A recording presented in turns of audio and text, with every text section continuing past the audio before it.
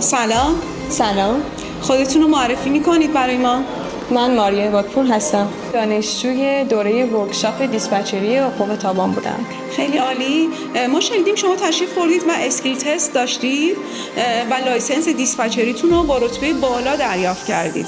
در موردش برای ما توضیح میدید؟